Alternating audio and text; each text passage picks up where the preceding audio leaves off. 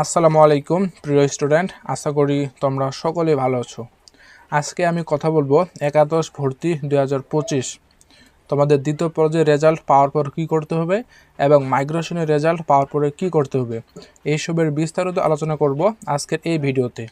তো তুমি যদি আমার চ্যানেলে নতুন হয়ে থাকো তাহলে অবশ্যই চ্যানেলটি সাবস্ক্রাইব করে দিবা এবং যারা পেজ থেকে দেখতেছেন তারা অবশ্যই পেজটিকে ফলো করে দেবা, যাতে করে আমি এর পরবর্তী তোমাদের উপবৃত্তি এবং এরকমের নানা টপিক নিয়ে ভিডিও করার সাথে সাথেই তোমাদের কাছে ভিডিওটি চলে যায়।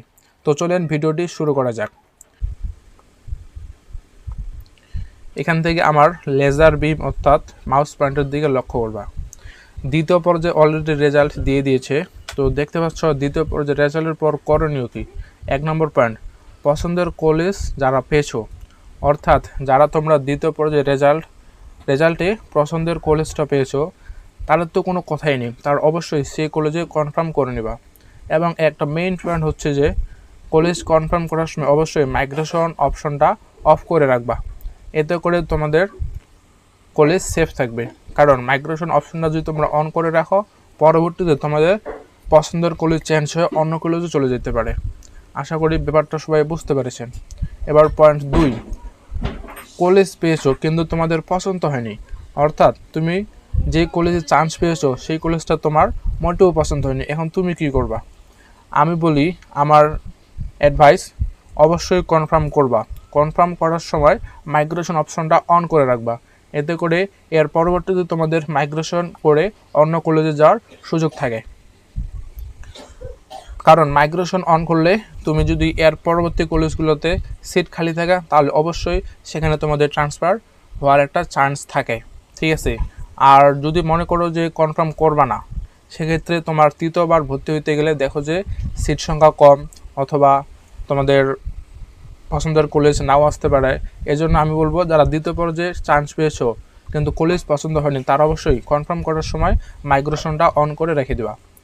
এখন 3 নম্বর, যারা কলেজ পাও নাই তারা কি করবে? ভাই শুনেন, যারা কলেজ পাও নাই তারা অবশ্যই তৃতীয় পর্যায়ে অ্যাপ্লাই করতে হবে। তৃতীয় পর্যায়ে অ্যাপ্লাই করতে আপনাদের কোনো ফি প্রদান করতে হবে না। যেভাবে তোমরা দ্বিতীয় পর্যায়ে অ্যাপ্লাই করেছিলে ঠিক একইভাবে তৃতীয় পর্যায়ে শুধু কলেজ চয়েস করতে হবে, এক্ষেত্রে এক্সট্রা কোনো ফি অ্যাপ্লাই করতে হবে না। আরেকটা কথা, যারা কলেজ পেয়েছো তাদেরকে অবশ্যই 335 টাকা পেমেন্ট করে বিকাশ অথবা রকেট যে কোনো মিডিয়া ইউজ করে তোমরা পেমেন্ট করে ভর্তি কনফার্মটা করে নিবা। এবং যারা কলেজ পাও নাই তারা অবশ্যই তৃতীয় পর্যায়ে অ্যাপ্লিকেশনটা করবা, তোমাদের তৃতীয় পর্যায়ে চান্স হওয়ার সুযোগ থাকে। এখন মাইগ্রেশন রেজাল্ট পর করণীয়। মাইগ্রেশন রেজাল্টের পর করণীয়টা কি, এটা আমরা বিস্তারিত একটু শর্ট আলোচনা করি।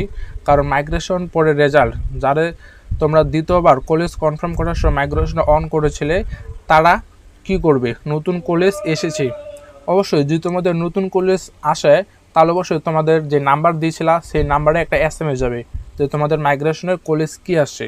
এবার মাইগ্রেশন অন করলে মাইগ্রেশনে যে কলেজটা আসবে বাধ্যতামূলক তোমাকে সেই কলেজে ভর্তি হইতেই হবে। তোমার পছন্দের কলেজ রেখে গিয়ে তোমাকে সেই মাইগ্রেশনের কলেজে ভর্তি হইতে হবে। তো এই হচ্ছে মাইগ্রেশন। এবং যাদের মাইগ্রেশনে কলেজ আসেনি তারা কি করবে? যাদের মাইগ্রেশনে কলেজ আসেনি তারা অবশ্যই যে কলেজে তোমরা প্রথমত অ্যাডমিট হয়েছিলে অর্থাৎ প্রথমবার অ্যাডমিশন নিছো সে কলেজে তোমাদেরকে থেকে যেতে হবে, তোমাদের আর নেক্সট কলেজে যাওয়ার কোনো চান্স থাকবে না। এখন প্রশ্ন হচ্ছে একটাই, তোমরা বলতে পারো যে ভাইয়া আমি একটা বছর গ্যাপ দিয়ে এর পরবর্তীতে আবার অ্যাপ্লিকেশন করব। ঠিক আছে, করতে পারো, কোনো সমস্যা নেই, এতে তোমারই লস। কারণ তোমার একটা বছর নষ্ট হয়ে যাচ্ছে। যে কোনো কলেজে হোক না কেন সব কিছু রয়েছে নিজের মধ্যে, তুমি যদি ভালো মতো পড়তে পারো সেটা কলেজের উপর ডিপেন্ড করে না। তুমি রেজাল্ট করো এবং পড়ো, এতে করে তোমার একটা বছর সেফ থাকবে এবং তুমি একটা বছরের জন্য চাকরির সুযোগ বেশি পাবা। তো আশা করি ভিডিওটা সবাই বুঝতে পারছেন ভালো মতো। এখন কারো যদি কোনো কোশ্চেন থাকে তাহলে ডিসক্রিপশন বক্সে আমি আমার পেজের লিঙ্ক, হোয়াটসঅ্যাপ লিঙ্ক এবং আমার প্রোফাইল, ফেসবুক প্রোফাইল দিয়ে রাখবো, সেখান থেকে